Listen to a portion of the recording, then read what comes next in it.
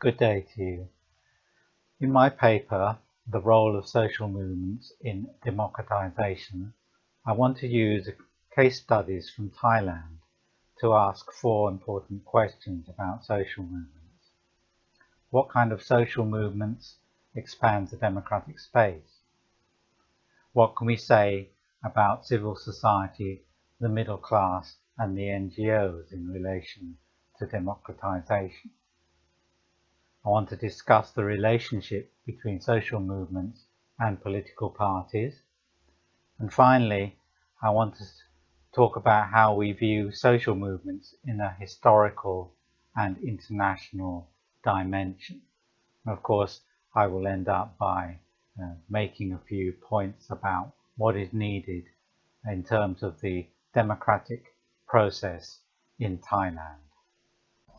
If we look around the world, you see a confusing array of different social movements, all claiming to, in some way, be trying to expand the democratic space, whether it be in the Middle East, whether it be in Southeast Asia, and so on, or Latin America. In Thailand, we've seen both the People's Alliance for Democracy and the People's Democratic Reform Committee, social movements of the middle classes, social movements which look down on the poor. We've also seen on the other side of the spectrum the red shirts, or the UDD, who've been struggling against the military dictatorship. Now, it would be useful to just briefly talk about the roots of the Thai crisis.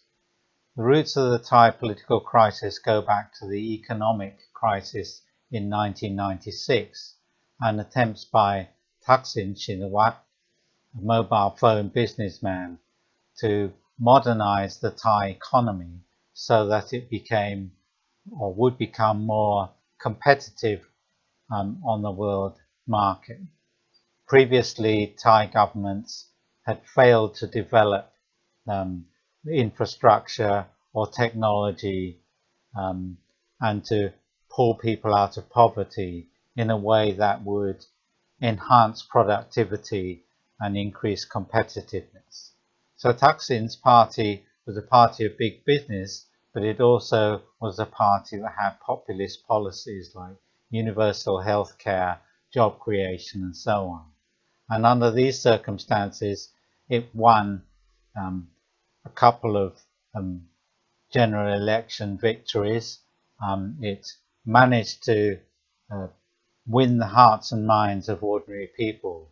And this really angered the conservative elites who were edged out of power by the Thaksin's electoral machine. And the middle class came out and demonstrated in alliance with the military and the conservatives. And this led to the first military coup in 2006. The military have remained behind the scenes since then, and they manipulated a number of governments. The judiciary, the conservative elites have overthrown elected governments allied to Thaksin, and in addition to this, they have used violence on the streets to shoot down pro-democracy demonstrators from the red shirt movement.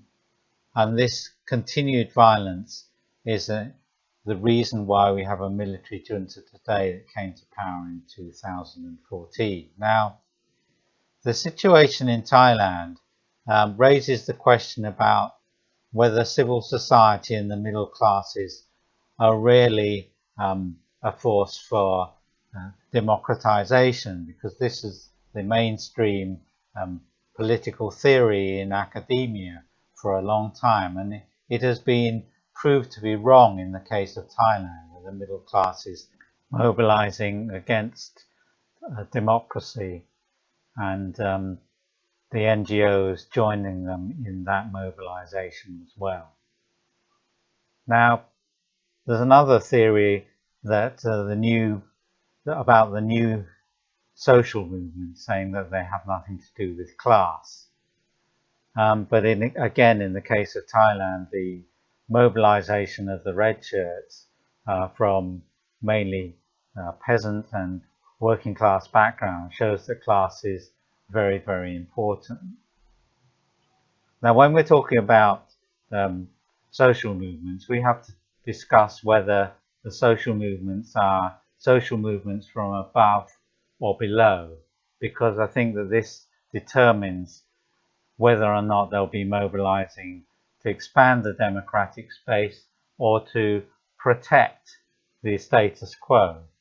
The middle class protesters, whether they be the People's Alliance for Democracy or the People's Democratic Reform Committee or the yellow-shirted royalists, are basically a movement created from above, mobilized by the ruling class in order to maintain the status quo in the face of threats against the system. And top businessmen, government officials and the military and even the royal family have supported the yellow shirts. On the opposite side, the red shirts cannot be classified as a social movement created from above, despite the fact that they have been led politically by Thaksin Shinawatra and politicians from his party.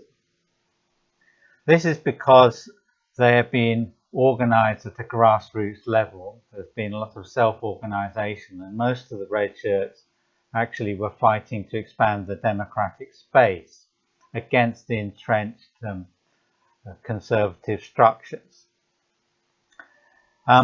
Really, we need to see the relationship between Thaksin's politicians and the red shirt movement as some kind of dialectic or contradictory relationship, where they're united in fighting against the dictatorship, but for different purposes. The grassroots red shirts fighting for democracy and dignity and to increase their standard of living, whereas Thaksin allied with them but fighting for his own interests in order to fight against his competitors in the Thai ruling elite. Now, the relationship between Thaksin's political party and the red shirts raises a very important question concerning social movements, and that is the relationship between social movements and political parties. Because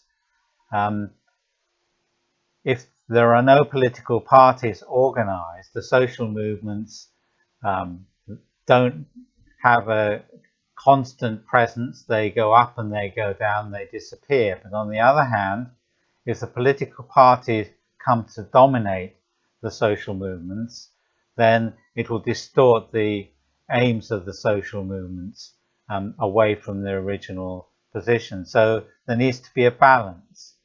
Now, this debate about the presence of political parties or the need to shun political parties is something that's taken place throughout the world. You can see it with the Indignados movement in Spain, which started out turning their back on political parties in a rather autonomist or anarchist view. But then later on, a political party, Podemos, arising out of this because of the shortcomings of social movements which are not allied to a political party.